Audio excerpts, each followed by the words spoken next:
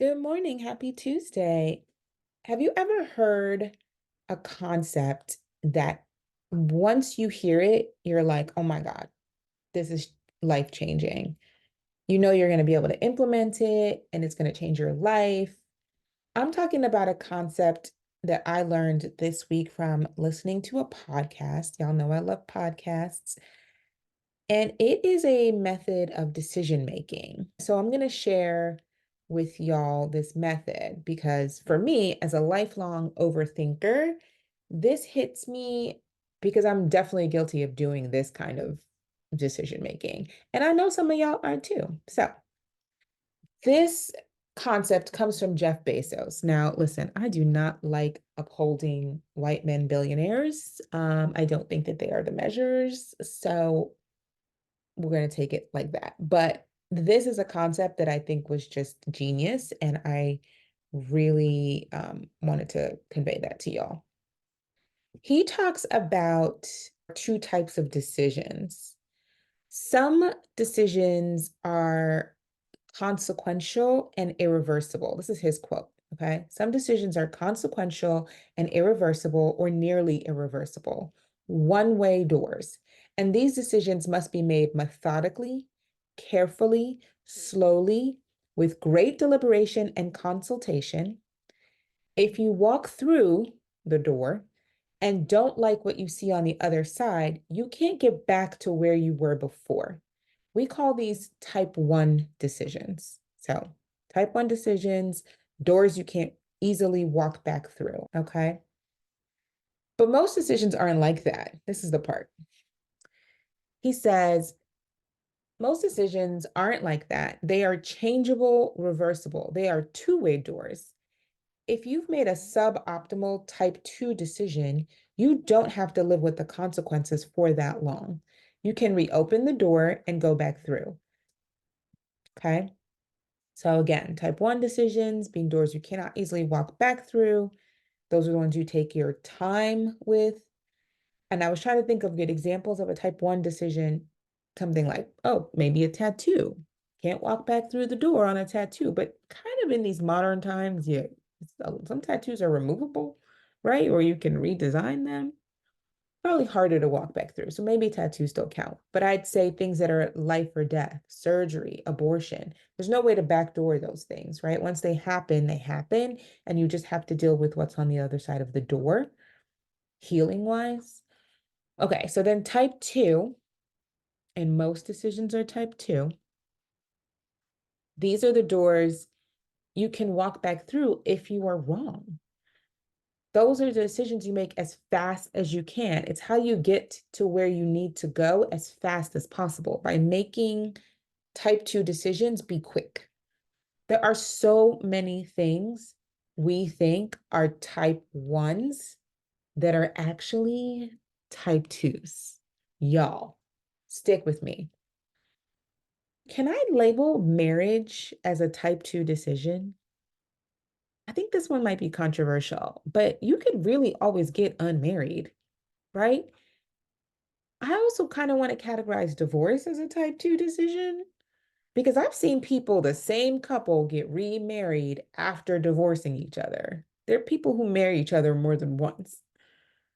I think I don't know, those might be borderline, right? Because they're not necessarily doors you can easily walk back through. So they may be type 1. And for some people, they've decided it's a type 1 decision because it's not something they want to reverse, right? You want to commit your life to someone, you want to be with them forever, you want to go through the hard stuff.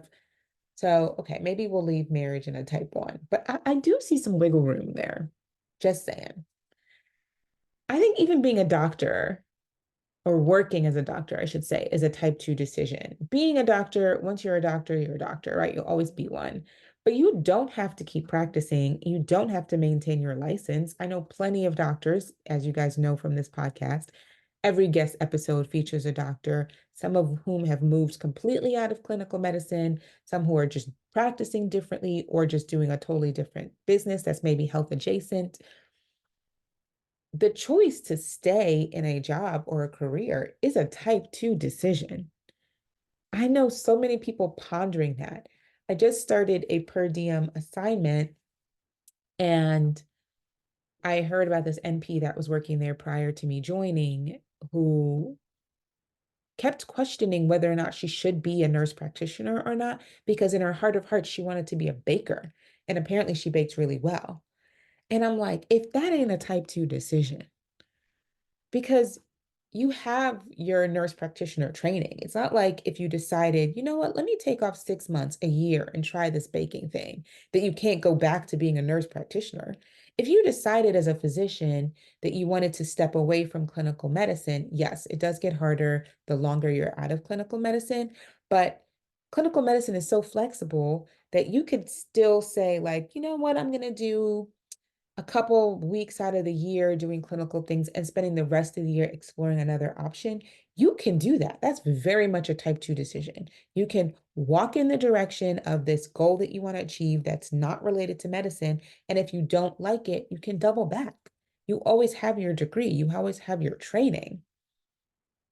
Can we talk about how these type 2 decisions paralyze us? I know I'm not the only one. I can ponder, think about, rethink, reconsider, re-examine, all of the types, all of the overanalyzation terms while making a decision.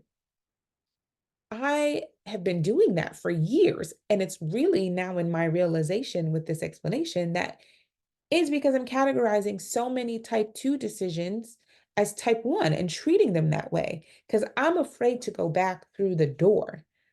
I think always about the moment where I decided I wasn't going to practice clinical medicine anymore at the end of fellowship. And I pondered it probably a solid 6 months before I decided, yeah, I'm definitely going to take a break. Like the whole last half of that fellowship year, I was debating, do I want to do clinical medicine? And what am I going to say? What are people going to think? And that right there is when we make a type 2 decision into a type 1. We think we can't go back through a door because what of someone else is going to say about us, how we're going to be judged. Is someone going to think I'm a failure because I didn't complete X, Y, and Z? Meanwhile, that person never put me on this path to begin with.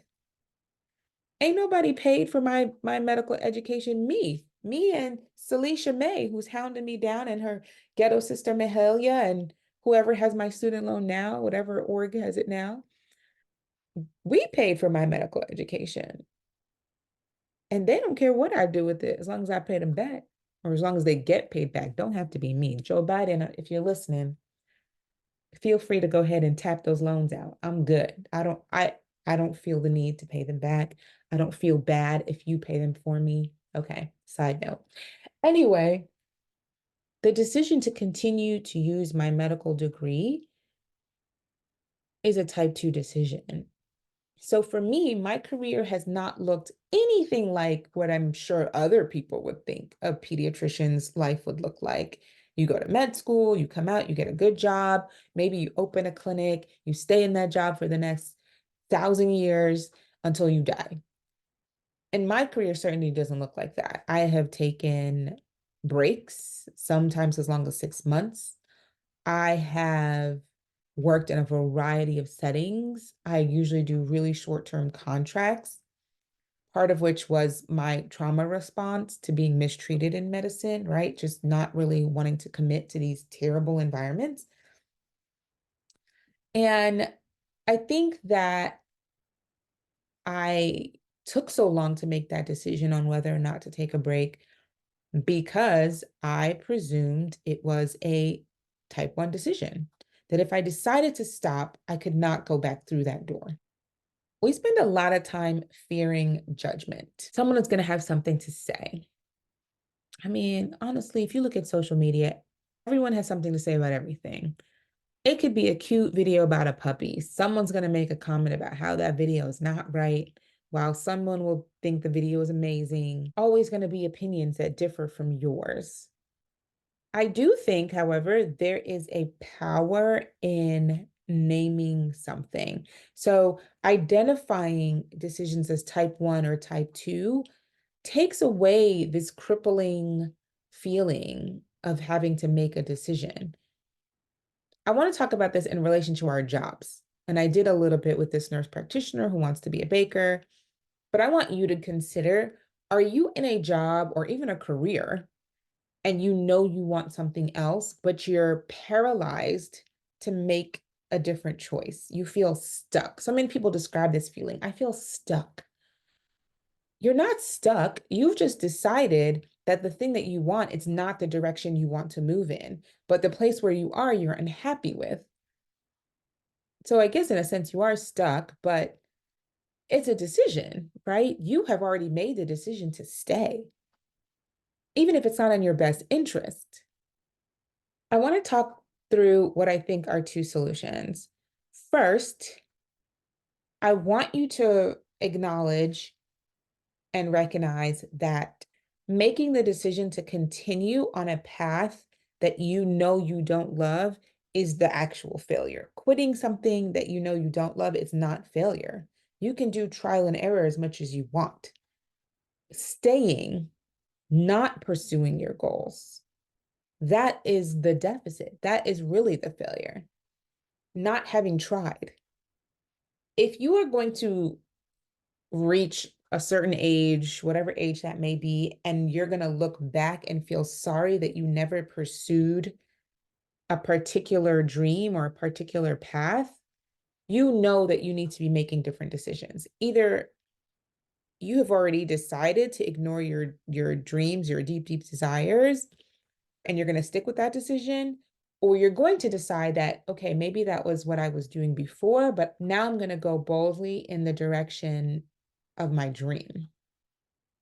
I mean, imagine spending years doing anything that you don't truly want to do because you are afraid of what someone is going to say to you if you reverse course. People are holding you hostage in your own life. The thing that helps me with that is that I will run a worst case scenario in my head because my brain needs that. My brain asks all the questions. Oh my God, what if someone judges me? Oh, what are people going to say? And it helps me to answer those questions. What is someone going to say? Well, I don't really know. Who is the someone, first of all? Okay, maybe it's my family. All right, well, first of all, do they even really know what all I do and what all I'm doing? Do I need to announce it in that way? I don't know that I do. I think I had coming out of fellowship, I took a break and people were like, "Oh, okay." And I probably said something that sounded good, like, "Oh, I'm just looking for the right opportunity," or whatever. You can tell anybody anything. Then I thought, okay, well, what if I said I'm quitting medicine? And they're like, "Oh my gosh, I can't believe it." What really happens then? I mean, nothing really happens. I'm still taking care of myself. I'm still supporting myself. I still have a place to live. I still have food to eat. What happens is that I feel uncomfortable. I feel judged. And so I think about, okay, well, what does that even feel like? Sometimes it feels like churning in my stomach. Sometimes it feels like pressure in my chest. And so, in actuality, the thing that I'm avoiding is those bodily sensations. I'm avoiding the discomfort. So, is that enough for me to not do that? Is it enough for me to stay in the discomfort of pursuing a field or a path that I don't want versus the discomfort of potentially, or not even potentially, being judged by someone? By going through this process and really going down and answering all of the questions, like what if, what happens when, what are they going to say, who's going to say it, I can see exactly what I'm running from. And then I can agree, no, that's too much for me. Because that's a decision too, right? It does not to say that because I've identified it that I'm going to go ahead and face the thing and it's enough discomfort in my tummy for me to not pursue my dreams. Maybe that decision, but for some people, the feeling of being judged, the potential of the repercussion is enough for them to decide not to go down that path. So you can make two choices. You can decide after you identify what you're running from to go forward towards the dream that's scary or to decline. But it's less abstract once you've thought through the full process. This is what I want. This is what I think will happen if I pursue this thing that I want. am I okay with those repercussions? That's more of a conscious decision than just avoiding even considering it. Like just casually being like, oh my God, I wish I could just be a stay-at-home. I mean, I do want to be a stay-at-home, but never actually doing anything to set that up for yourself because you're afraid that people are going to think what? Maybe that you're lazy, that you're a quitter. Okay, what does it feel like if people think I'm lazy or a quitter? Well, first of all, I'm not lazy. Like I went through medical school, so you're never going to tell me I'm lazy because I took the hardest possible route. And that they think, okay, I'm a quitter, but okay. I mean, I did what I needed to do. I graduated with a medical degree. I'm still a doctor and I'm trying something else. So it's not my definition of failure or quitting. I'm okay with that. I'm going to move forward with my stay-at-home life. Deciding to make something concrete rather than abstract leads perfectly into solution number two, which is name it. Name the desire. Saying it out loud, proclaiming it, gives it power. If you are stuck, if you are feeling uncertain, it is because you want to be 99.9999% sure before you take a step.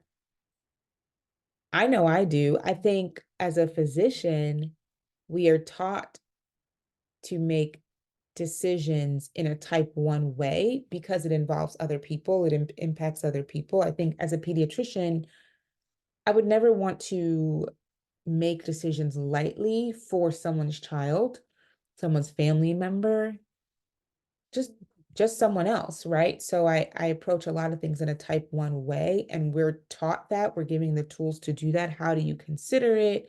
What do you do? How much do you follow it? How do you handle it? Because you're making this decision very, very carefully. But I think that spills over into our regular lives. And so it makes some of us slow decision makers because we have to consider everything that way. We now put it through the lens of this is how I process, this is how I decision make, but everything doesn't have to be that. Stop making type 1 decisions out of type 2 problems, right? So here is what that same podcast, it was Steve Bartlett, I think his name is. He's a Black British entrepreneur, Nigerian descent. He said, okay, I see this as an issue. I heard Jeff Bezos talk about type 1 and type 2 decisions. And the way that I now approach it is I use something that Barack Obama said. Now, you know, Barack Obama is Bay, forever president. Barack Obama says in order to make a decision, you need to be 51% sure, have 51% certainty, and then you let it go. 100% certainty on big decisions only exists in hindsight. I want to dwell on this a little bit because we loved Monday morning quarterback everything, right? Monday morning quarterbacking is when people who watch a Sunday night game talk about all the things that should have been done or could have been done differently or better. And those are not things that are apparent in the moment. They're only apparent in hindsight. But it's not a true accurate assessment because there's so many things you know after the thing has happened that provide clarity for you. So for all my overthinkers, the people who for whom doubt creeps in, try the 51% approach as opposed to the 100% clarity and certainty approach. Something about only needing 51% gives me what feels like relief and clarity. The pressure to get to 100% is what keeps me from taking an action. I like the 51% rule because it gives me a tangible pathway towards making these type 2 decisions and making them quickly and easily. I don't want to say to you, all you need to do is categorize it as a type 1 and a type 2 and then apply the 51% rule. We love to, all you need to do each other to death. Girl, all you need to do is just insert random piece of advice. I'm so guilty of this. But honestly, I think on the receiving end, it could be a little offensive because if I have grappled with something for a long time and someone comes along and tells me all I need to do is, it makes it trivialized. It doesn't speak to the experience I've had. It doesn't speak to the discomfort of what I'm going through in trying to make that decision. And so I'm trying to scale back my all I need to do attitude on things. The best example for the all I need to do method and why it doesn't work is we always tell patients in order to lose weight, all you have to do is eat less and burn more calories. Has that worked for anybody? It has never worked for me. If it was so easy, why do so many people struggle? We are creatures who avoid discomfort. It's why I walked you through that worst case scenario pathway in my mind, because there's a discomfort that I'm avoiding when I'm choosing not to take an action that I want. So if the person you're giving this advice to doesn't know how to address the discomfort intrinsically, it's probably not going to work, the advice, or it would have already worked and you wouldn't have needed to give it. It's why knowledge and application feel so far apart. I see this on social media all the time. Docs are working in these bad environments, they're toxic, and everybody is in the comments. All you need to do is know your worth. You need to tell them your worth. All you need to do is be willing to walk away. All you need to do is negotiate. But people don't know how to do that. That's why I developed an entire coaching program, because people don't know how to do that. They don't know how to determine their value. They don't know how to walk away and be prepared to walk away. What does that even look like? Sometimes they don't want to walk away. They don't know how to ask for what they need. And there's a discomfort there. There's something that's preventing them from doing the asking. I talk a lot about that when I talk about people think that when they negotiate, oh, the offer is going to be rescinded. It feels unsafe. People feel that, oh, they're only supposed to express gratitude, or they're worried about not being liked, right? They're worried about it backfiring in some way. And they're recognizing that there's some discomfort there. And so they choose to avoid that conversation altogether. If I just go around and tell people, all you need to do is negotiate, all you need to do is ask for more money, all you need to do, then nothing actually changes, right? I think the other reason why this approach can be harmful is that we weaponize it against ourselves. I know I do. When I'm like, oh, I'm trying to have a hot girl summer, I'm trying to be slim and trim. All I need to do is stop eating my favorite sweets. All I need to do is stop eating chocolate chip cookies. First of all, chocolate chip cookies are my literal favorite things in the entire world. And so when I don't stop eating them because I find them very irresistible, then I self-flagellate, right? Now I'm punishing myself and I'm saying terrible things to myself about my willpower when it was not true, that all I needed to do was stop eating the cookies. I mean, there's probably a whole bunch of other stuff in my diet that I need to change. I definitely need to work out more.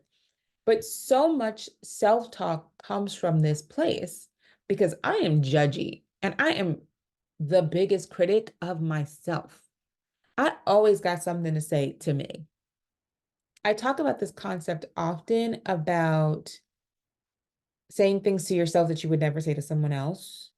But this is where that comes in, because I have decided that all I needed to do was X, Y, and Z. And then I failed at it and I feel like a failure and I'm calling myself a failure and I'm judging myself. But I never came up with a true plan. I never came up with something that was really going to be successful and earnest. And if it's not like feeling worse makes it easier, right? It's crazy the way our brain works. I think you've gotten the concept. Type 1, hard, irreversible, or hard to reverse decisions. Type 2, easier to reverse. We need to categorize a lot more things as type 2 decisions. And then once we categorize them, as type 2, we're going to put it up against the 51% rule. Am I 51% sure that this could work? Is this a path? Is this something I want to try? Am I 51% sure that I hate my job?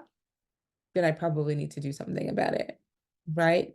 And then let's start considering what comes up for us. What's the discomfort? What's the worst case scenario? And decide, am I willing to make that change or not? So if you decide that, okay, I hate my job, it's a type 2 decision to stay here. I know I want something else. I think this is what I want, but I don't know how to get it. Or what needs to change is like, I need to change my hours. I need to change my schedule. I need to change my pay. I need to stop doing unpaid work. Those are the decisions. And then once you make that decision, then you come to someone like me who teaches you exactly how to do that. Because I can walk you through actually following that path. But it's really up to us to decide this is a type 2 decision and then pursue it. I hope that this is helpful. I always hope that whatever I'm saying to you is helpful, obviously.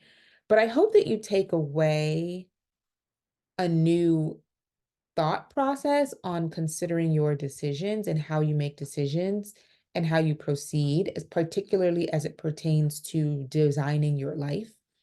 I love this concept of designing your life because all of your life decisions, for the most part, not all, but most of your life decisions are type 2 decisions, which means you get to try things. And if they don't work, you get to try something else, or you get to modify how you've tried it.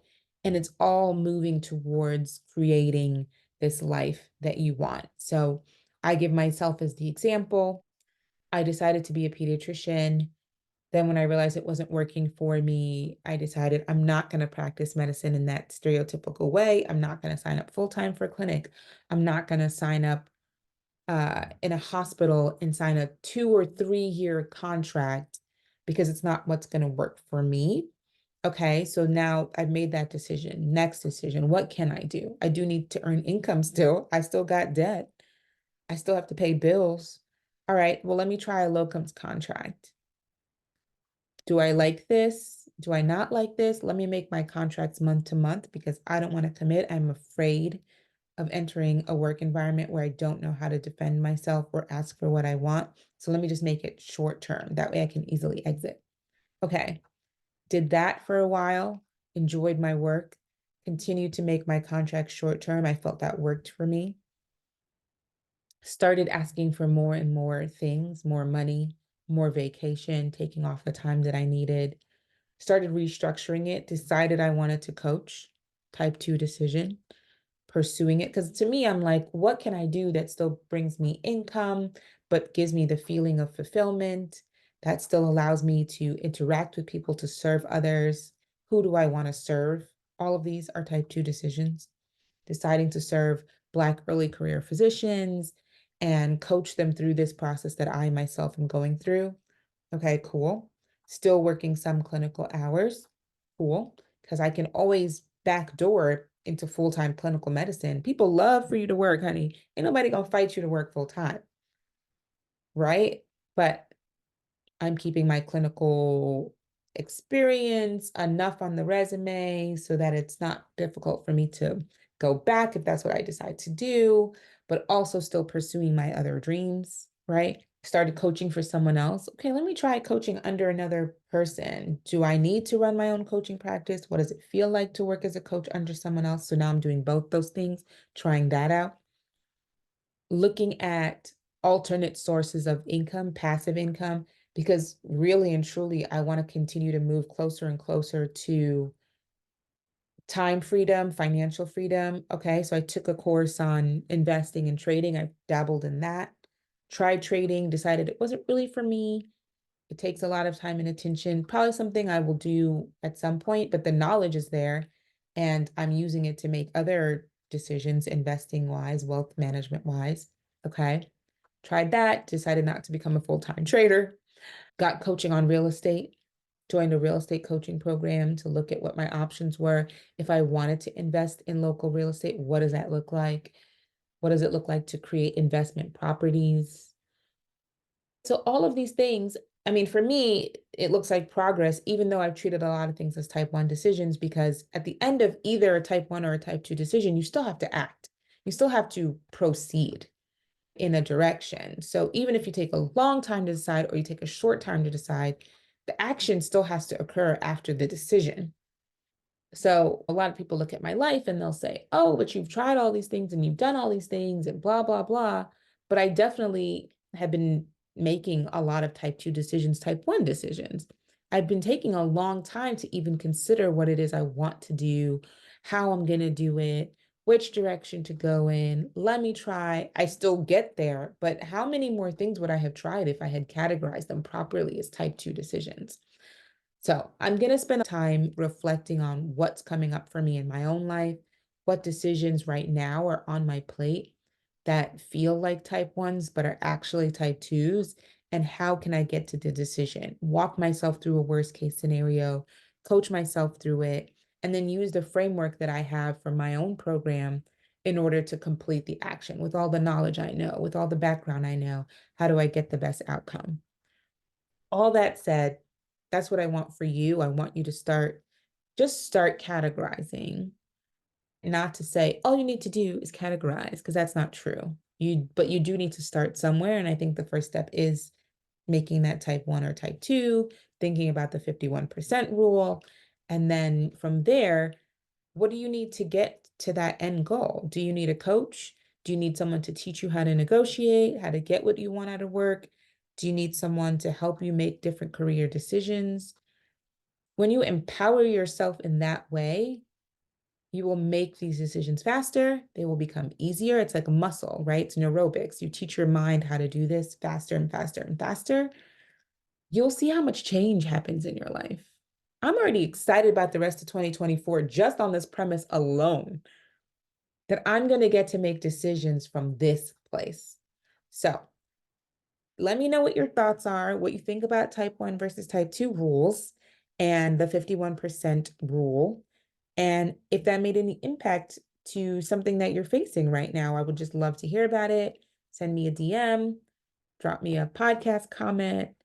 Thank you, of course, as always, for listening. And I will talk to you guys next week. Bye.